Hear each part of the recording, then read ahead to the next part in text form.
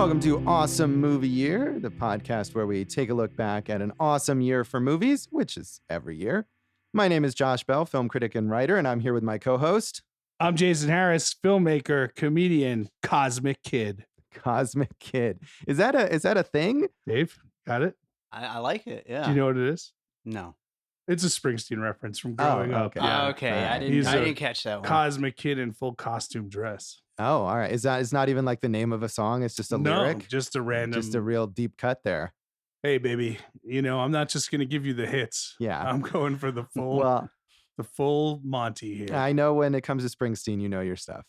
But we're not talking about Bruce Springsteen. We're talking about the films of 1989. And in this episode, we're talking about the biggest flop of 1989, Terry Gilliam's The Adventures of Baron Munchausen. Yes, and after having researched it, I take issue with this floppiness of it. We take issue with it how? Well, I mean, it was basically sabotage to become a flop. Right.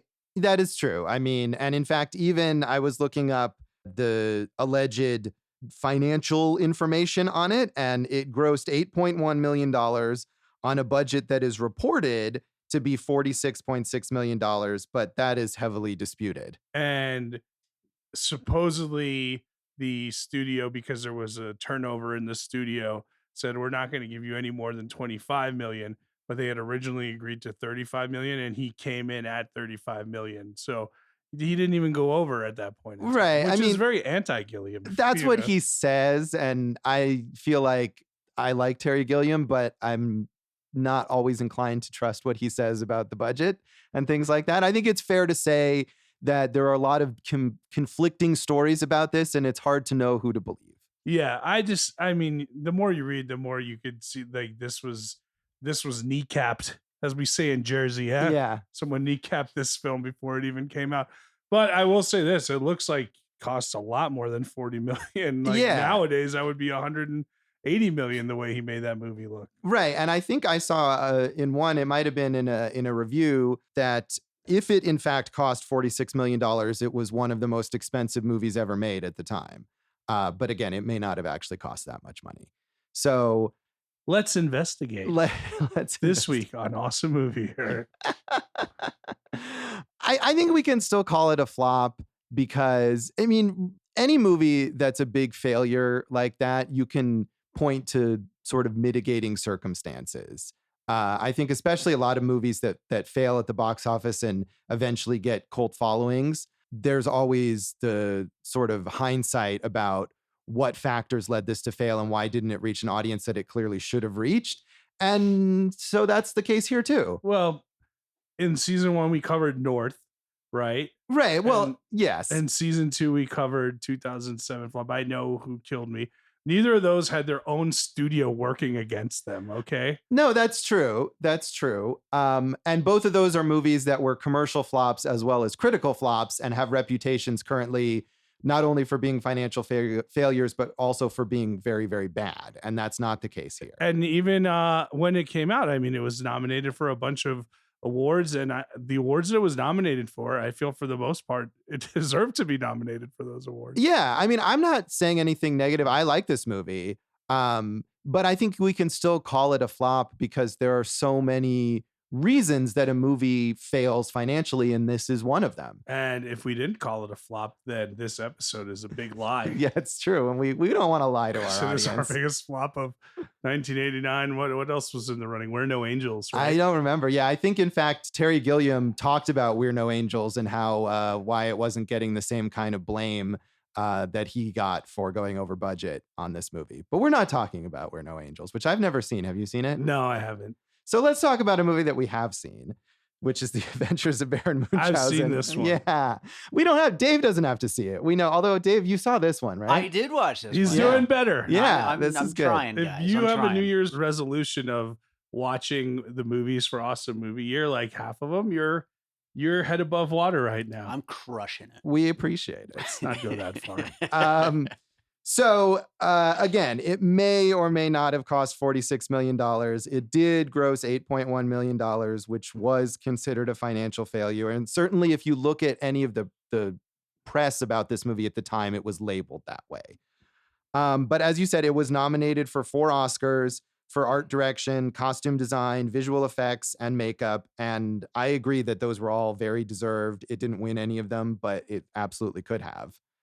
Yeah, I looked today, and I think like Batman won one, and Driving Miss Daisy won one, and maybe Glory or something. Yeah, so, I think The Abyss won the visual Right. effects, and that's certainly like a hugely pioneering. right. So the things that beat it were all landmark achievements as well. Yes. And this was based on, it's kind of a convoluted history of Baron Munchausen, the person, who was a real life figure, an 18th century German military officer. Herodias Karl Friedrich Freiherr von Munchausen. There you go. Who was known for exaggerating stories of his glory in the battlefield that were then adapted into a 1785 novel called, in English, The Surprising Adventures of Baron Munchausen, written by Rudolf Erich Raspe, and have been adapted into film numerous times. The notable ones I marked down were the George Méliès film in 1911, Baron Munchausen's Dream, The Adventures of Baron Munchausen in 1943, which is the movie, if you watch all the way through the credits of this, that they have a disclaimer that this is not a remake of that movie. Right, there was some lawsuit situation. Right. Say it's not there. Also, that movie was commissioned by the Nazi Party, by Joseph Goebbels himself. Although it seems to have a good reputation as a movie, but it was made in Germany in 1943 by Joseph von Bacchi. And then Carl Siemens, The Fabulous Baron Munchausen from 1961, a Czech movie, which seems to be one that a lot of people like, but I haven't seen any of these movies. There was also one in the 70s. I had 4 listed, and there was one other in the 70s. Yeah, there's a few others. I was kind of trying to find the ones that seem to have the biggest reputations, but yeah, there's a few. Seems ripe for a porn parody, doesn't it? I mean, that's not what I was thinking, but yeah, I could see that. He has a big nose. Could you do something with that? He's always off on misadventures. Yeah. He's got a clan of he's got a dwarf with him, they're always good for porn. And a BBM, big beautiful man, and I think it's a BHM is what it's usually. What is that? Big handsome man. Oh, is it? Yeah. Well, we got to get those terms right. In the age of Lizzo, I think she has done a good job of showing us that beautiful transcends genders and boundaries. Okay. She's 100% that bitch. Yeah, she is. Maybe she could appear in the Baron Munchausen remake or something. As anybody, right? As you just said, she just proved that she could play Baron Munchausen. Yeah, she could if she wants. Maybe in the porn version if she's into it. Yeah. Let's move on from that. Where was I? This movie was well received. We were just saying it may have been a financial flop, but people liked it. It was generally well reviewed. It got an A- from CinemaScore, the audience polling service. So the audiences that managed to go see it liked it. Right. And let me just note, the audiences that managed to go see it, because the studio only released 117 prints of it, which is far below what you would even release for a small art house release, which was about 400 prints at the time. Yeah. Although I swear I saw this movie in the theater. I did too. Yeah. So I don't know how that happened for us, but I have pretty strong memories of seeing this as a kid and really loving it. Well, you lived by Los Angeles and I lived by New York. So right. That's how it happened, Josh. Yeah. Well, I mean, I don't know. I lived way out in the suburbs though. So, I mean, it wasn't like I lived, close to Hollywood or something. So I guess it did make it at least out that far. Yes, it traveled around the greater metropolitan area of Los Angeles. No, I mean, well, you were just saying how small the number of prints was, smaller than an art house indie film, which I can tell you those movies probably didn't travel to where I was living. But you remember the theater you saw it in? I don't specifically. And I mean, my memories are vague enough that if it turns out that I'm wrong, then I would Maybe believe you it. were all so into seeing it. You were like, Mommy, take me to see Baron Munchausen. I don't think so. You had to drive 40 minutes. Right. Give you your baba so you would stop crying about it. No, I don't think so. I mean, I wasn't at the age where I would have really been aware of what were the cool movies to see. So it seems like Howard something. the Duck? That wasn't this year because we would have talked It about was it. like 1987. That Yeah. was close. So. No, I remember seeing it in the theater and being sort of wowed by it, and probably not being aware of who the director was. But I think when I was younger, I really got into Terry Gilliam movies. I remember seeing Time Bandits probably around a similar time on television and just being mesmerized by it. Yes, and I, of course, wrote a thesis at the age of 3 on Time Bandits. That's not true at all. I don't know why you brought. Because you're saying you didn't know who the director was. Oh, so you were much more familiar. sophisticated than I Yeah, was at that time. you Okay. know, did a shot-by-shot sequence of Brazil for my first game. Jason had Monty project. Python bootlegs. Yeah, when he was in his crib. That's right. The teacher would always give me detention for my silly walks. Yeah. And no, I saw it in the theater and I did not like it at all. Oh, all right. Well, yeah, critics liked it, although it was somewhat mixed. So it got thumbs up from Roger Ebert, but thumbs down from Gene Siskel. They were split on it. And Roger Ebert said, "The wit and the spectacle of Baron Munchausen are considerable achievements. I wish only that Terry Gilliam, who co-wrote the screenplay as well as directed, had been able to edit his own inspiration more severely as he went along. The movie is slow to get off the ground. The prologue in the theater goes on forever before we discover what it's about. And sometimes the movie fails on the basic level of making itself clear. We're not always sure who is who, how they are related, or why we should care. One of the things you have to do when you fill a movie with extravagant fantasies is to explain the story in clear and direct terms, so it doesn't fly apart with intoxication at its own exuberance." Yeah, I agree with all those things, and that's part of the reason I didn't like it. I was like, "What? Huh? Who Right. are you? Wait, aren't you that guy? You're not that guy." And then it did take a very, I mean, man, you could have cut most of the first 20 minutes out of the movie. Yeah, I suppose. I mean, it is a bit long, but I think it's the kind of movie that sort of thrives on the nonsensicalness of it. And I feel like that's something that a lot of Terry Gilliam movies do. And if they're good, that you're just so swept up in the absurdity that I'm not looking for logical answers as to what's happening in the plot of this movie. Yeah, but I wasn't swept up in it because I was bored with the story. Right, when you were 10. Much like the porn parody version, which doesn't exist. I agree. That first 30 minutes, it takes a while to get swept up into it. Once it's going, it's great, though. Yeah, I mean, it is slow to start, and especially because it starts in a sort of less whimsical way with just the battle going on and the misery Theater of the people. company performing stories of Baron Munchausen. Yeah, but once it got into the Baron's own fantastical stories, I felt like I was pretty swept up in it, and I wasn't concerned with what's real and what's not real. I guess it's just that we see all those supporting players in the as like supporting actors, and like none of them seem to be or know who they are in regards to Baron Munchausen, and then they're all the people that he says they are. So it's But are they? They're just played by the same actors. I mean, again, I feel like it doesn't matter, right? Because it's all just fantasy. That's the thing, is it hooks you early and it didn't hook me. So right. Well, we'll get into that a little more. Hal Hinson in the Washington Post, I think, had some similar criticisms. Terry Gilliam revels in artifice and theatricality. He has an animator's obsession with mechanics, with levers and pulleys and the spinning and fitting of gears. But the impression you get from Munchausen is that for Gilliam, a film is perhaps too much of a contraption, too much of an object to be manipulated. In making his films, he's remaking the world completely, from the ground up, because he knows that invented worlds are the easiest to destroy. He creates his worlds in order to engulf them in flames. All his imaginings have a taste of the apocalypse in them. This is a heavy burden for any fantasy to bear, and Munchausen can't bear it.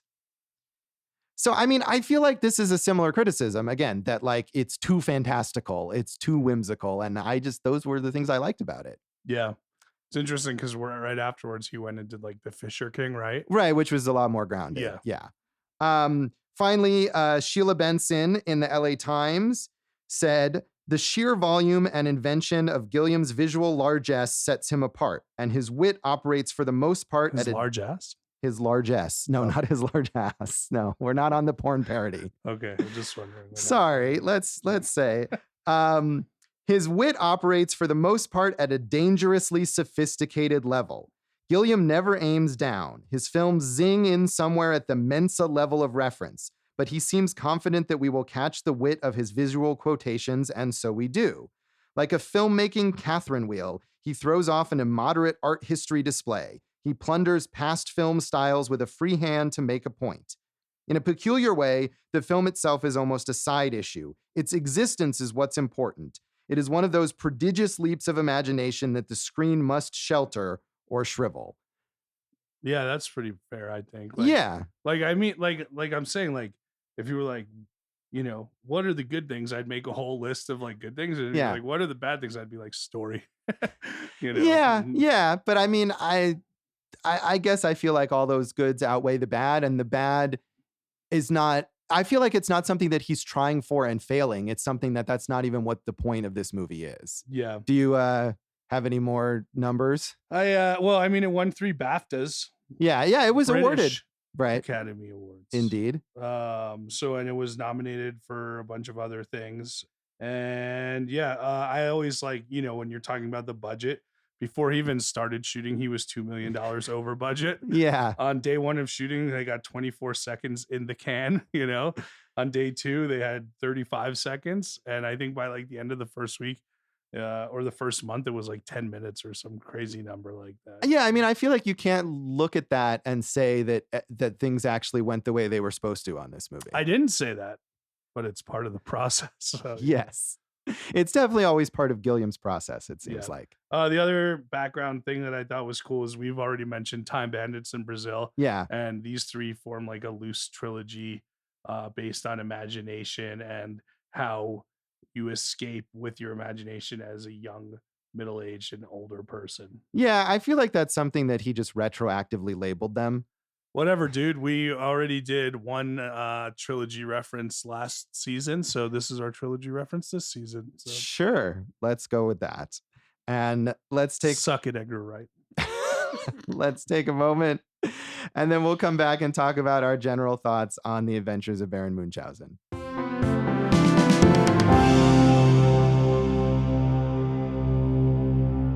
Welcome back to Awesome Movie Year. In this episode of our season on the films of 1989, we're talking about the year's biggest flop or disputed flop, Terry Gilliam's The Adventures of Baron Munchausen. 1989, Josh, how much cocaine were you doing? I mean, I was 10, so I hope none. Well, you got to admit you have a problem before you can fix it. Thank you. So you did not like this movie as a child. Did you like it coming back to it as an adult? No, it was a real struggle for me to watch this one. So much so that I had to go to a coffee shop and bring my iPad and just be like, you're going to sit here and watch a large portion of this right now. I just, like I said, like I was visually fascinated, but everything else until the climactic battle in Act 3, I didn't like it. I think the first, like we said, the first 20 to 30 minutes just lost me so hard that it didn't get me back. Huh. All right. Well, yeah, I disagree. Like, I like this movie quite a bit. And I think, like I said, I had not seen it since I was 10, which I assume you hadn't either. No. And so my memories of this movie were these sort of like dreamlike childhood memories. Like it was almost, not even real. And so coming back into it, I was hoping to be re-immersed in that, I guess. And maybe I wasn't entirely. I mean, it certainly has its flaws, and you're right. It's slow to start. I mean, we start in what is it? It's like an unnamed, some sort of European city that's under siege by the Turkish army. Those Turks. Yeah, they're really against the Turks here. Yeah. And this theater company is performing a play about the life of Baron Munchausen in this bombed out theater. And the real Baron Munchausen, or at least a person who claims to be the real Baron Munchausen, shows up and kind of derails things and says they're not getting it right. He's offended at this production and tells the story about why the village is being attacked as it's being attacked. Yes, and then proceeds to maybe tell more stories or maybe actually head out on a new adventure. It's never quite clear. As you said, some of the supporting members of the theater company seemed to correspond with people that were the Baron's friends in his life or in his stories. And my impression of that was not that those were meant to be the actual people, but just that they used the same actors to play both the theater company member and the Baron Munchausen sort of teammate in order to blur those lines between what's real and what's I guess fantasy. that would have worked better for me if there was a little more separation. There was no wardrobe separation. You know what I mean? Eric Idle maybe had hair in one and was bald in the other, and the big fella had hair in one and was bald in the other. But really, they looked exactly the same, I felt like. So that kind of threw me for a loop. Yeah, I mean, I feel like it's supposed to throw you for a loop. The whole point of this movie is to question what is in the Baron's imagination and what is really happening and whether that even matters. Well, we know Terry Gilliam, his fascination with Don Quixote Yes. and the Imaginarium of Dr. Parnassus. So everything is all about the line between reality and fantastical. Yeah, that's something that comes up in Gilliam movies over and over and over again. And I think you kind of just go with it or you don't go with it. And I mean, to me, I did go with it. Like, at first it's slow, but I feel like the slow part of it is the part that's more realistic and makes more sense. And it gets better after it stops making sense. Well, my problem isn't that the slow part of it makes sense. It was just boring. You know what I mean? Like I kind of like the Robin Williams sequence because it was Yeah. so The king, as the king of the moon. yeah, it would take his own head off just so he could just think academically instead of with his Loins. yeah, there you go. I thought that was fun, and yeah, it just took too long for me to, we were in first gear the whole time. The whole time or just No, for a while for me. for a little while, yeah. But visually, like you're getting to the moon, and like I mean, dude, those battle scenes like are as good as any great war movie battle scenes. Like he could direct like a classic war movie and be awesome at it. I'm sure like technical wizardry all the way through. There's one shot where Munchausen is going to be, decapitated again, Yes. off with his head. He's often in danger of being decapitated. Yeah, executed. And like I watched it twice because I was so impressed.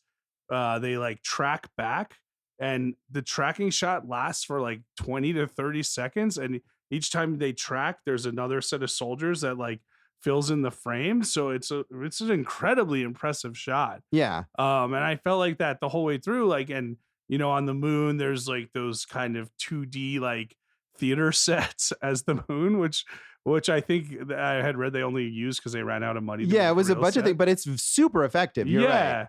Yeah. And then when they find Eric Idle up there in that kind of space-time continuum, like that was probably my favorite set of the whole bit, but like I said, visually, like I was enthralled the whole time, but I don't know, just didn't do it for me beyond that. Yeah, I mean, I feel like the visual is such a huge part of it that's what makes it enthralling a lot and is worth it just for that. Although I like the performances a lot. I thought John Neville, who was known for being a theater actor and had continued to not do a ton of film, was very charming as the Baron. Yes, and Sarah Polley is great as the kid's sidekick. No, I like Sarah Polley. I know you love Sarah Polley, but she adequate as a child actor. Yeah, all right.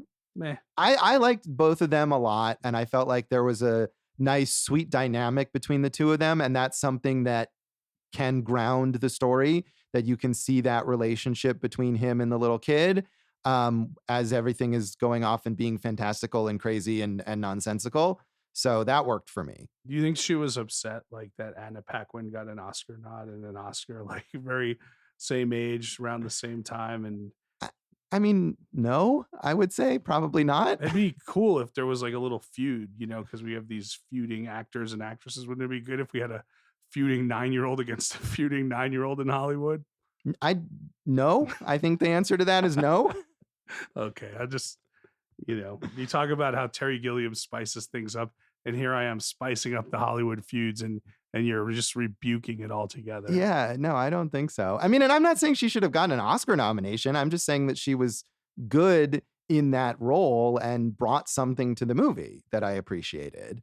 Eric Idle, I mean, come on. Yeah, everyone loves Eric Idle. Yeah, Very who cool. hated being in this movie. Yeah, there's that great quote from him. I'm guessing you probably saw it too. I marked it down. Yeah, he said, "What was it? Watch Terry Gilliam movies, but never Yeah. be in them." Up until Munchausen, I'd always been very smart about Terry Gilliam films.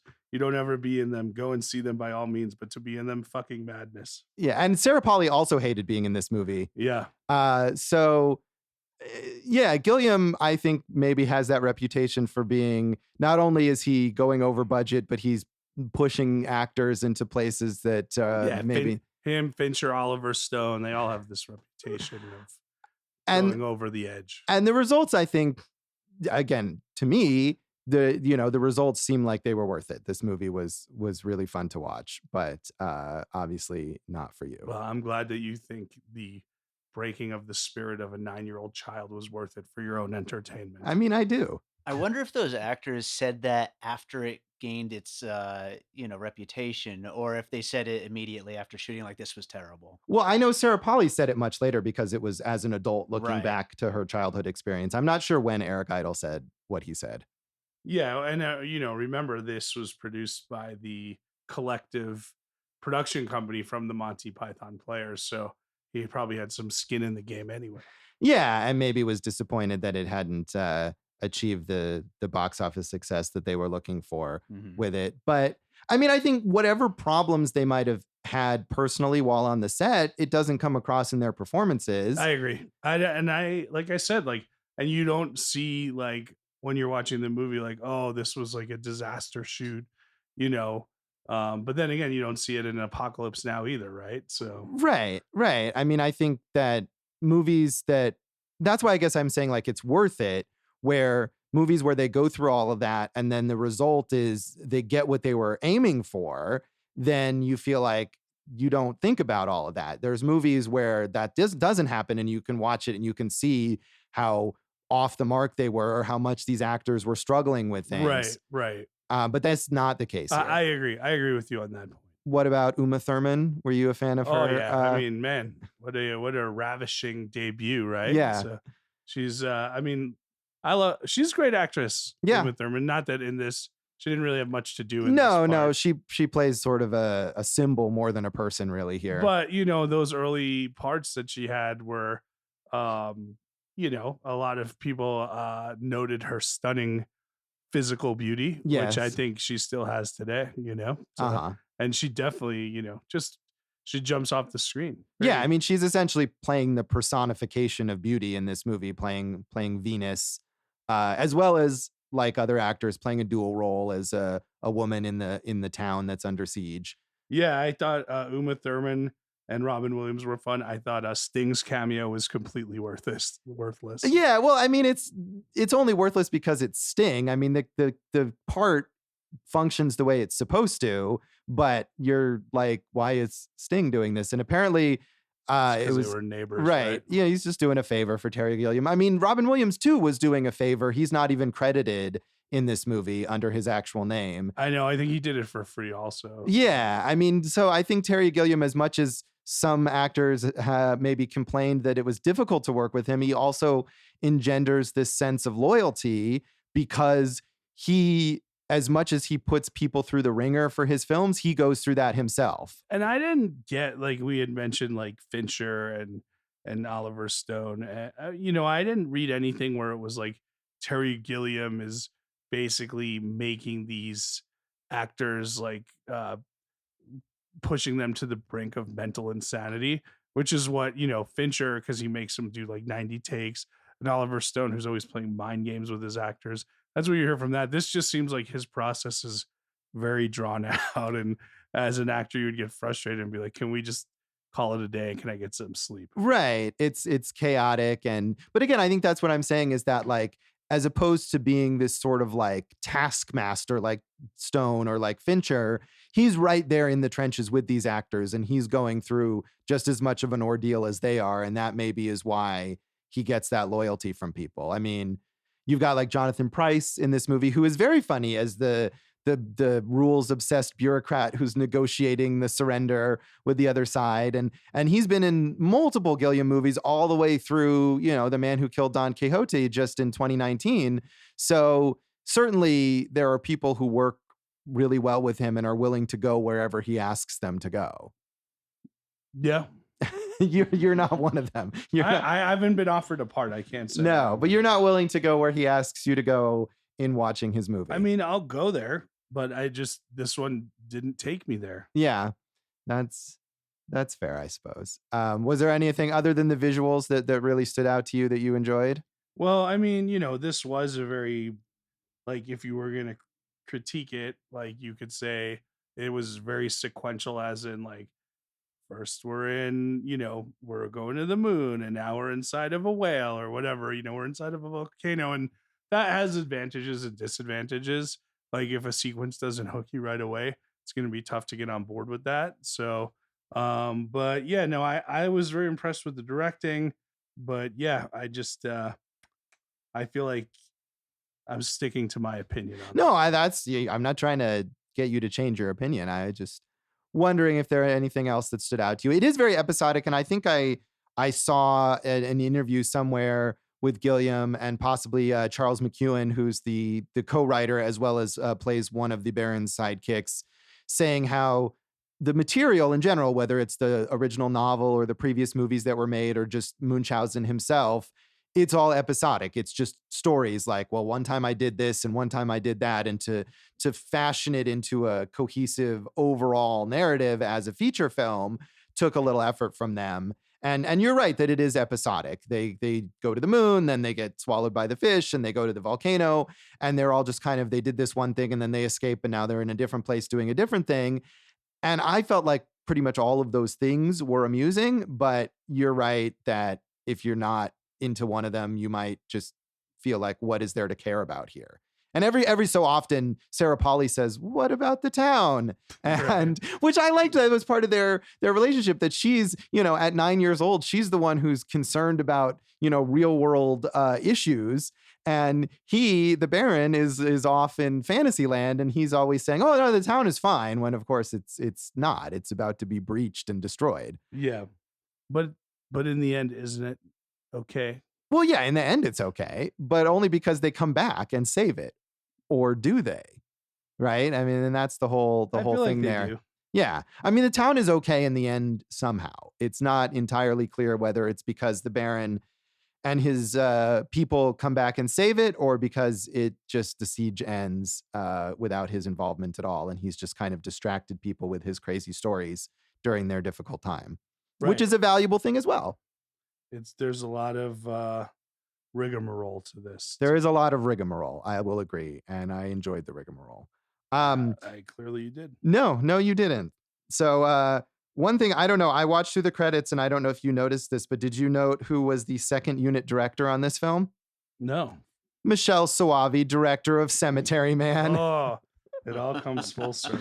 Yeah, another movie that makes much less sense even than... Does it though? I think it does. I felt it made about as much sense. All right. Well, Michelle Soavi apparently was, this movie was shot, a lot of it was shot in Italy, so it makes sense that they would have hired someone in the Italian film industry to work on the second unit.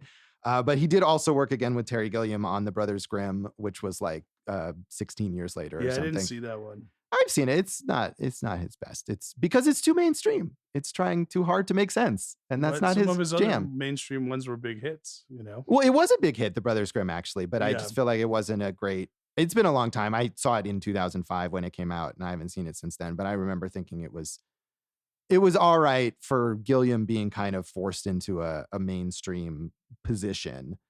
But we can get to that and more things, unless you have any other thoughts. You seem to have thrown in the towel on this film. I feel like, I've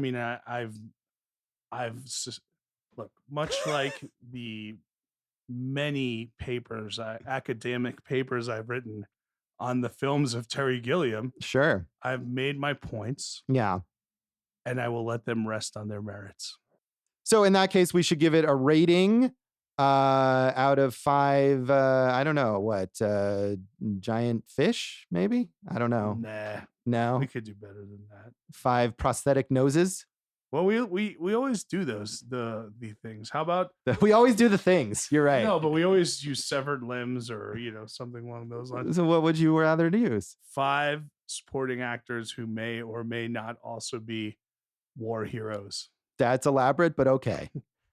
I was gonna give it 2, Yeah. but then I saw how the studio screwed it, and just because they persisted and made it through all that, I'm gonna give them an extra half. You get 2.5 actors who may or may not be war heroes to me. Sure. That's so generous of you. And it really shows the studio 30 years later. You suck it. Yes. I'm going to give it 3.5 actors who may be war heroes because I enjoyed this movie, even though it doesn't really make sense and is slow to start. I had a lot of fun with it. So that's an aggregate of 3. Yeah. There you go. Did you like it? You watched the movie, Dave? I did like it. Yeah, I'd give it 3.5 of the things that you said. When Dave's holding his cat right now.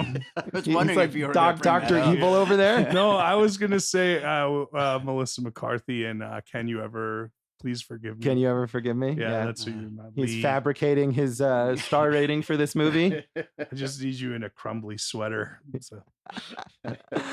All right, let's come back and we'll talk more about the legacy of the Adventures of Baron Munchausen.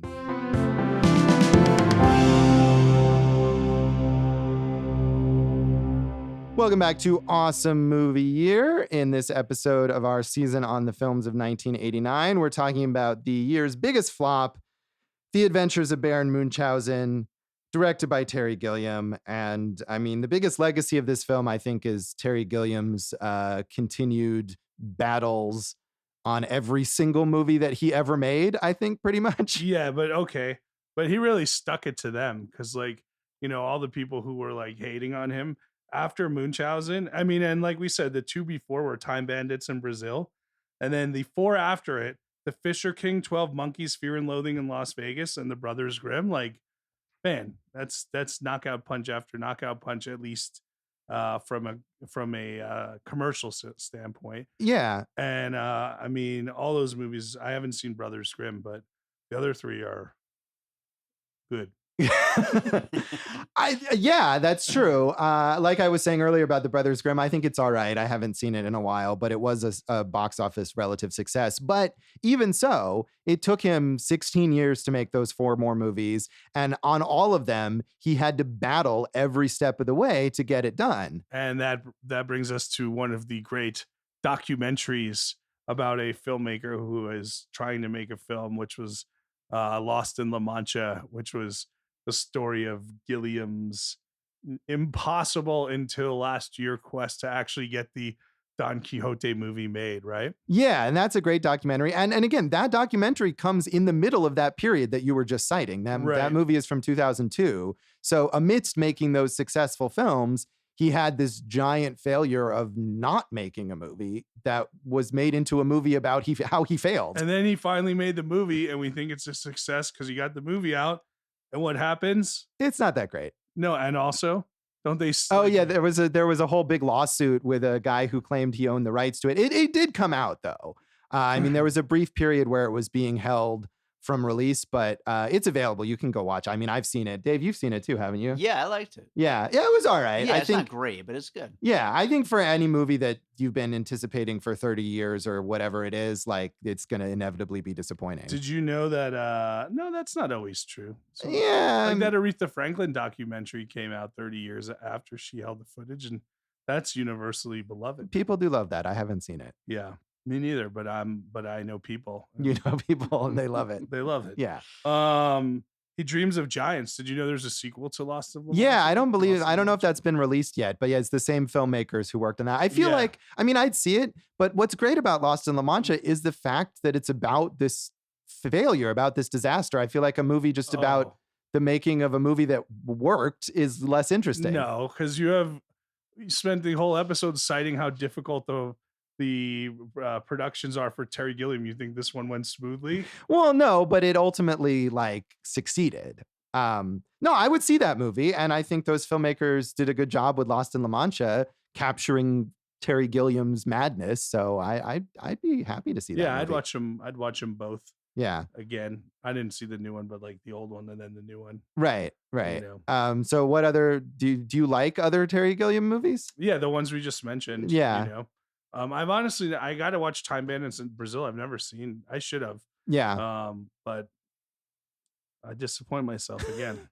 I mean, I've seen all of his films except Jabberwocky, but some not in a really long time. In fact, like I was saying earlier, Time Bandits I saw as a kid, probably like on TV, and my memories of it are just these like fragmented dream they're things. doing a TV show of it now. Yeah, suppose. I mean, it's one of many, many, many Gilliam projects that he says he's going to do, and we'll see if it actually happens. What was the last good Terry Gilliam movie, Josh? I mean, I think The Man Who Killed Don Quixote was decent. It wasn't like great. It was better than his previous movie, The Zero Theorem. Yeah. The sci-fi with Christoph Waltz, which was kind of uninteresting.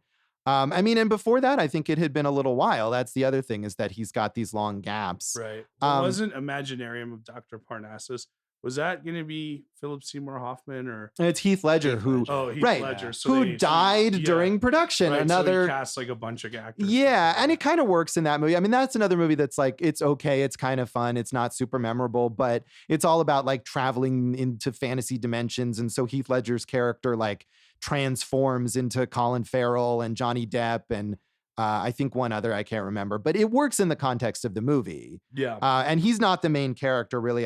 Christopher Plummer, who plays Dr. Parnassus, is really kind of the main character of that movie.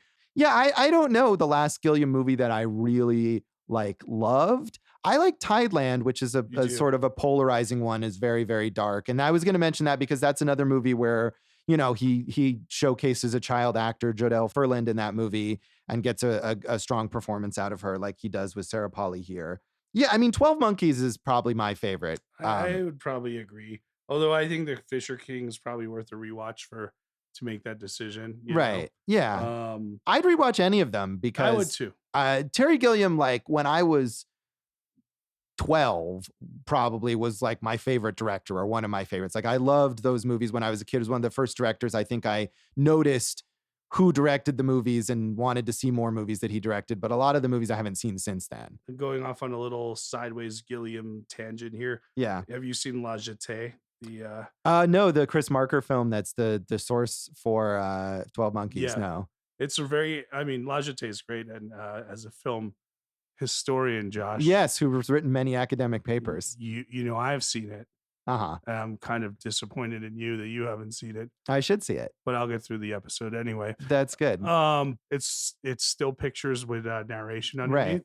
To take what they did in, what was that, the 50s, I'd say, I think, and what he did with 12 Monkeys, like, yeah, this dude's imagination is like on a different level than most people. Yeah, I think even the movies of his that aren't that good just they're just bursting with crazy ideas all the time. And you had mentioned performances, you know, I don't think Brad Pitt or Bruce Willis were either at that point in time known as great dramatic actors, and maybe one of them still isn't. But you know, he is very good at getting performances out of people. Yeah, and like I was saying earlier, he's got people who work with him over and over again or who always want to work with him. I mean, Jonathan Pryce, who plays Don Quixote, or the guy who thinks he's Don Quixote in The Man Who Killed Don Quixote, he's done a bunch. I mean, he was in Brazil and in Baron Munchausen, and I think, you know, he had told Gilliam decades ago that he wanted to star in the Don Quixote movie, and he couldn't because he was too young then, and thankfully it took long enough that he was now old enough to play the character. Yeah. So, hey man, you know, we can disagree, still be friends, and agree that all Gilliam efforts are worth watching. Yeah, I think so. As far as other people involved in this movie, we mentioned Sarah Polley, who I guess you don't like. No, I do like. That's what I'm saying. I just didn't think she was a great child actor. Stories of Us is like one of the best stories we tell. What the Story of Us is a totally different. Yeah, it's a very different movie. Rob Reiner directed. Yeah. Director of North. Yes. Stories We Tell is one of the best documentaries I think that's ever been made. Ever. Yeah. And I'm waiting for her to do more. I am too. I was looking her up and I realized she stopped working as an actor. She hasn't acted on screen in like 10 years, but her career as a writer and director has been kind of slow as well. And the last thing she did was that Netflix series Alias Grace, which she wrote but didn't direct, which I thought was okay, but was very well reviewed. Wasn't she in Go? She co-starred in Go with Jason Harris. Oh, I wasn't going to say it. Yeah. She was in Go. That was a long time ago. And I remember her, you talking about whether she was a good child actor.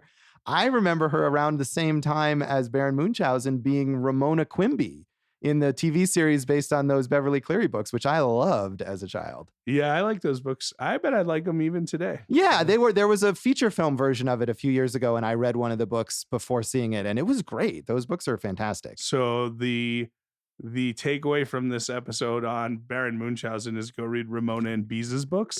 I mean, there's other takeaways, but I feel like that's not a good bad one, you know? All right, fair enough. This movie also sort of revived John Neville's career, who played Baron Munchausen and was mainly a stage actor, went on to do more movies and TV.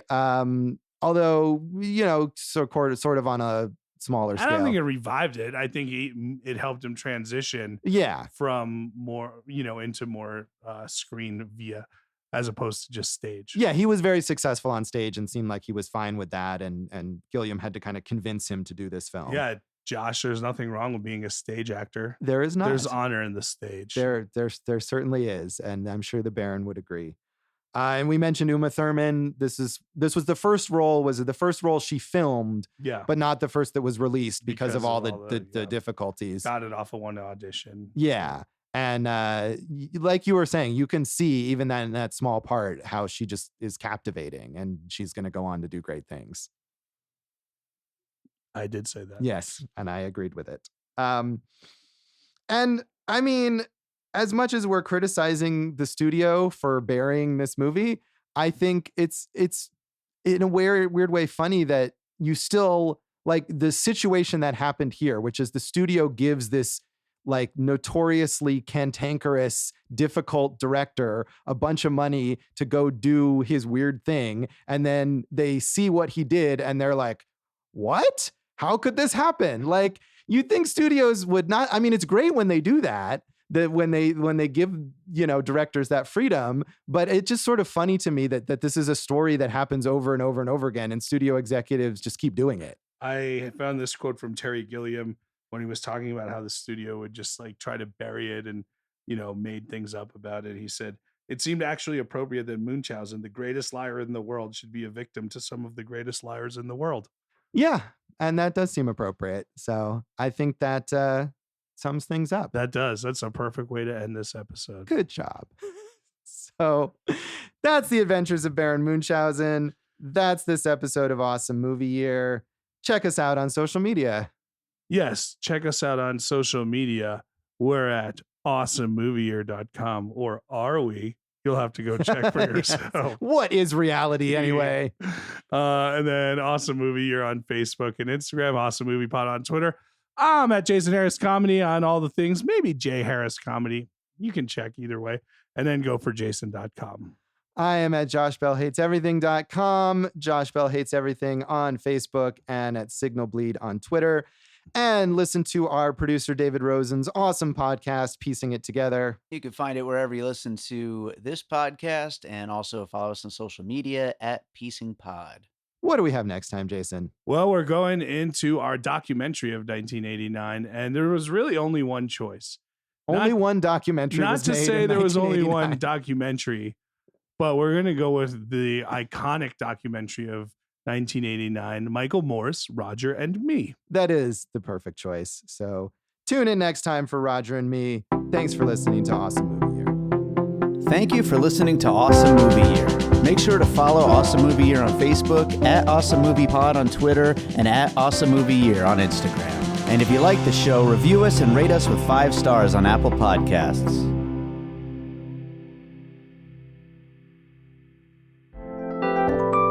And all points west.